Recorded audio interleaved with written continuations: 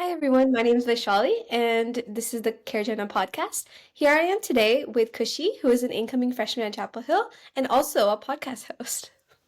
Hi everyone, so nice to meet you guys. All right, Kushi, what specific goals and aspirations drive the work you engage in? Yeah, sure. So I think that like a specific story for me is that my personal experience of just like not feeling included and feeling like I've always been different has been something that's really driven my like passion for change in social work. I remember a really niche story. It was about me in a lunchroom when I was, I think, in fourth grade. My mom had packed me pepla, which is a Gujarati dish from my culture, and it does have like a really distinct smell of like fenugreek from it. And I remember opening it up in the lunchroom, and everyone around me was turning their noses up and scrunching their faces at the smell of my food. And some people even pointed, and I felt really singled out as a kid just because of this ethnic food that has been passed down from so many different generations that I was bringing into this lunchroom, and I felt like really unknown. And then I think that that's been a really big part of what I want to do with my life. My work is driven by like wanting inclusion and driving change for the next generation to come, just so the next girl who walks into their lunchroom with blood, they're not facing those same looks that I did. And I think something that's really big to me is advocating for a place of these differences in whether it being like the workplace or just society. I feel like making sure that everyone feels included and respected, regardless of their background, identity, and food choices. People should be able to feel at home. So yeah. Yeah, definitely. Especially growing up as a South Asian young teenager here, I feel like there's like a lot of differences like coming around from different cultures. And I guess like one thing that like nowadays people are so into like Indian like specialties for like hair and everything. And then like while you were younger, it's like, oh yeah, people would criticize you. It's pretty weird now how things have changed. Yeah, I know. My mom talks about it all the time, like our spices, like and our hair care, or even our skincare has been adopted. And I mean, something that I think about often is like the clean girl trend with like oiling your hair back and having a slick back and like all of that, like having a clean face. But like, I feel like that's something that like our like Indian people have been doing for generations. But when we did it Yeah. in like middle school, it was like, oh, your hair is greasy. But now it's a trend, which is Yeah. why it's accepted. So yeah, I think talking about things like that is like so important. Yeah. Definitely, yeah. I guess like could you share a deeply personal or impactful story that inspired your involvement? Yeah, I mean, sure. Yeah. Um, so something that's really important to me is like it's feminism. I feel like being a modern day feminist is a term that a lot of people like tend to take their own way, but a story that is really important to me is actually it pertains to me as a really little kid. Um, so when I was the first female grandchild born into my family in India, and my family in India is very male dominated. When I was Mhm. born, there was a really big like patriarchy in my family, and it was like the woman didn't weren't educated past 10th grade. Like they had to wear saris in the house. They couldn't eat until their husbands ate and stuff like that. So I was born into a family like that, and when they found out I was a girl, my mom was actually encouraged to like leave me behind or not even have me, just because of how like frowned upon it was in society at the time. And in India, I feel like these gender norms are still very pertinent, and I feel like it's very important to talk about them, even though it makes us a little uncomfortable to do so. Um, so yeah, I like after I learned about that and just knowing that story and seeing the courage that it took not just from my mother, but the other women in my family to stand up to this patriarchy and say that, like, no, this isn't right, and no, it's not right to discriminate based off of the basis of sex. It really meant a lot to me, and really, it really taught me that pushing and standing up for other people is inspiring, and it continues to inspire me to advocate for others who are often like discarded and put to the side by society. Oh yeah, definitely, yeah. And I think like especially in India and like other countries worldwide, gender issues are still a huge problem, especially when it comes to like relationships and having like healthy living styles. Because I know a bunch of people get trapped in these toxic areas where they get restricted from like pursuing their dreams and education. So yeah, your story is very inspiring. Yeah, and thank you for the women in your family. Uh, for sure. Um, I guess when reflecting on your work, what are some of the most formidable challenges you've encountered, and how have you navigated through them? Sure. I think the biggest thing that like comes up, it might be obvious, it's just the bias that you encounter while doing the work that you do, talking about these difficult conversations. Like it's a really big obstacle to empowering others because there's always gonna be someone in the corner that's gonna say that like, oh, that's that's not doable, or like, oh, that doesn't make any sense. But that also really sucks. Another thing, I mean, I'm only 17 years old, so being so young and like it's hard to like achieve that credibility in what you're saying, because even though I'm young, my experiences have a lot of like since I'm so like it there's a lot of like history behind those experiences as well. So being able to find like people who are willing to listen to someone so young, and achieving that like credibility, I guess, from people who are older than you, and um all of that has also been a little difficult. um Oh, and I think like the last thing, like to be honest, is just like maintaining like a resilient mindset, like being able to like fail at something, and being able to like not have like, I remember like some like this one time, we had this podcast episode that we were really looking forward to, and we thought it would be a really good episode, like lots of views, and it actually didn't end up getting a lot of views. Like it didn't end up doing that well. So like, I mean, just like not losing your perseverance and just continuing to stay resilient, and using the instances of bias, like I mentioned before, as opportunities to like advocate and educate for like more understanding and acceptance to others, like not just like stopping and coming to a hole when you're faced with that. oh yeah, definitely. Yeah. Especially as like, women in this generation, we've been faced with a lot of like, I guess, societal standards such as like beauty. And Yeah, coming back to India, it's like Fair and Lovely being one of the I main know. reasons many Yeah, women have been like, oh, so like stigmatized, and like they get a yeah. lot of like, I don't know, like in those Indian aunties are like constantly criticizing your looks. It's like, how do you have any advice on how people could like, build up their own like, I guess, self-perception and like identity? Oh yeah.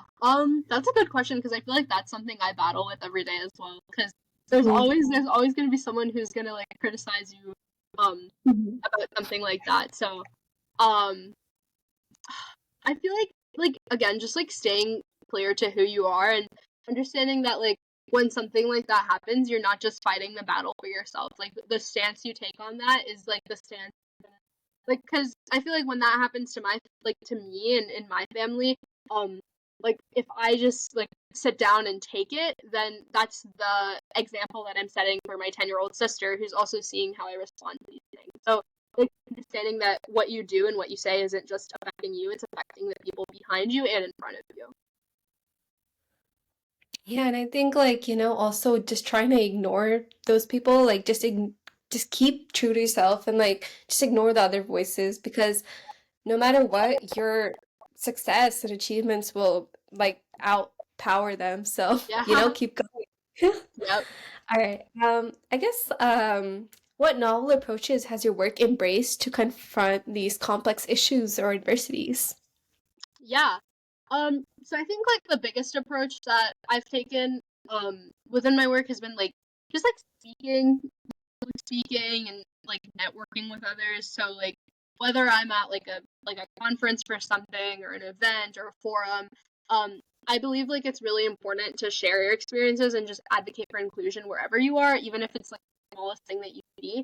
Um as well as like building a network of contacts, and like I think mentorship is also really important, finding someone who you believe can like um give you advice on how to either get into an industry, or how to approach like difficult situations, who has gone through things that you will be going through, is also really important. But sorry, besides the point. So like, yeah, building a network of contacts and mentors who can like believe in your cause, and like who can help open doors and like platforms and opportunities for you.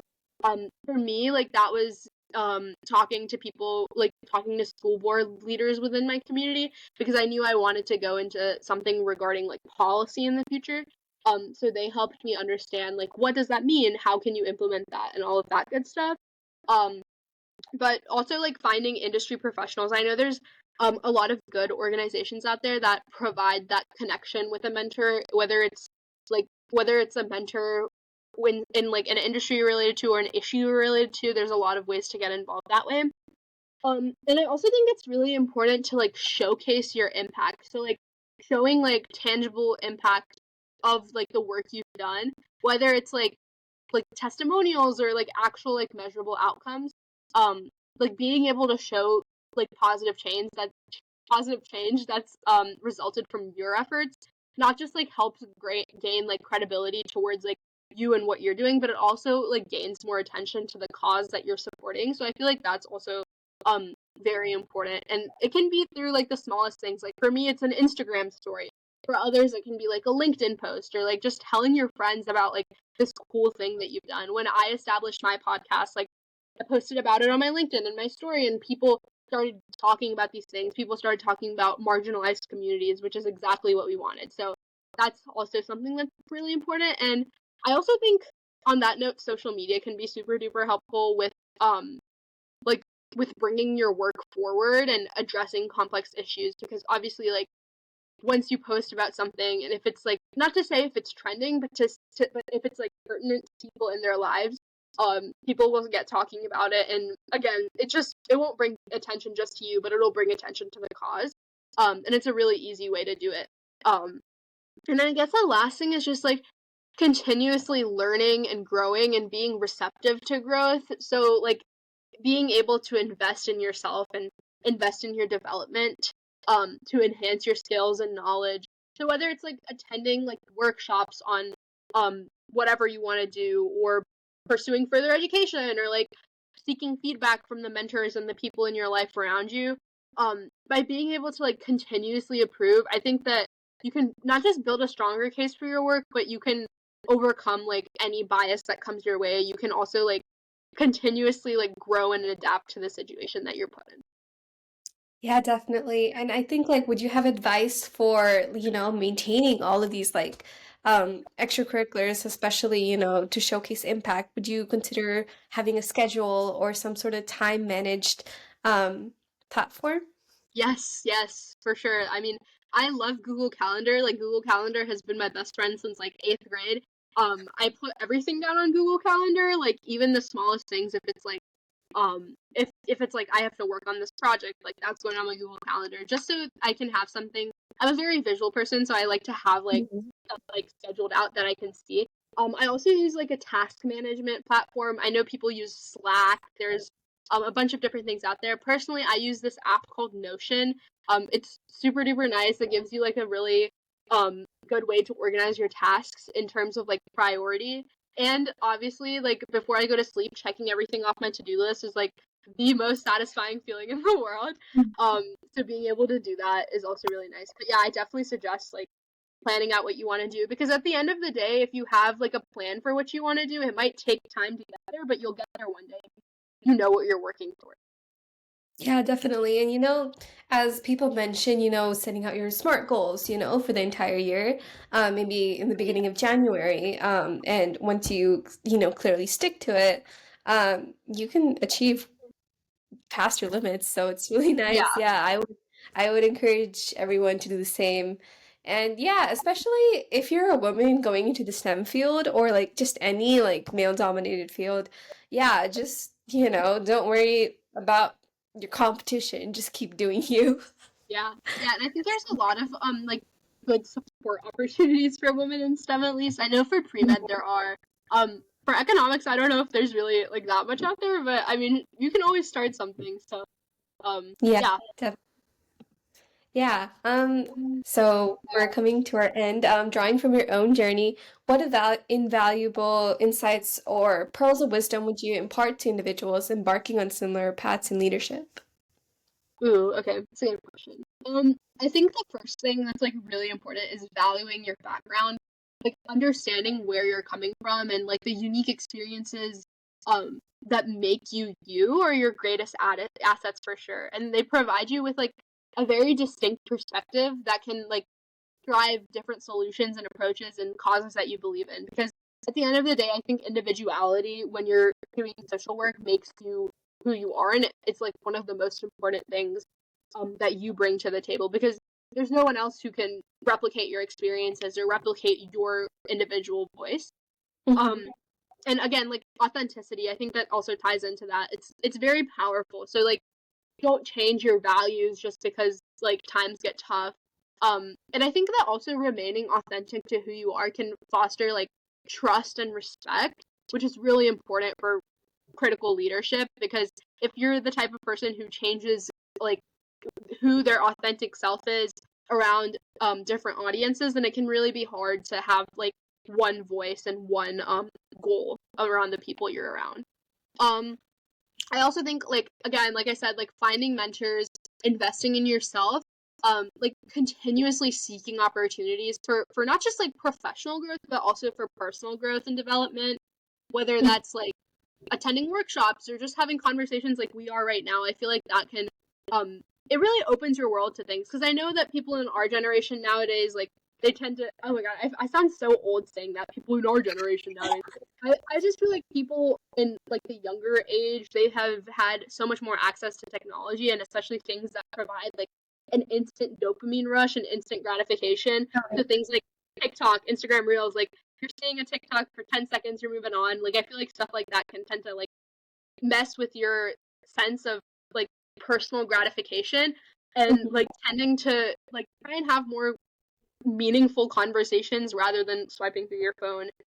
Trying to like reading more. I feel like that's also something that's like a dying thing. Like, people have stopped picking up books. So like stuff like that. I feel like there's so much out there to learn. And like, instead of scrolling on your phone, there's so many other better ways and better avenues to learn from. And then I feel like the last thing is just like embracing feedback. Like, it's a tool, like feedback is a tool for improvement, especially if it's constructive criticism. Like, the only thing you can do from that is grow and expand who you are. And it can help refine your approach and becoming a more effective leader. And I feel like the last thing, kind of on a note that I've already talked about, is like setting really clear milestones for yourself, because I know that like when I started my podcast, it was really hard for us to determine like our growth and for us to celebrate our growth, because it was always like, oh, like we reached 5,000 listeners, but why not 10? Like, it's like it's really easy to get caught up into that mentality. So being able to kind of just like step back and see all that you've done, but also not losing hindsight that there's more work to be done in this. Oh yeah. Yeah. Yeah, yeah, it's being committed and, confronting social norms, being truthful to yourself. And yeah, Yeah. lastly, just everyone out there, just learn to have like a very like, stable mindset. Because like once you're caught up into the busyness of everything around you, you want to be like calm to mentally like, be capable of handling all that. Yeah, So for sure. yeah, thank you for being here today, and yeah, let's keep in touch. Yeah, for sure. Awesome. Thanks for your time. No problem.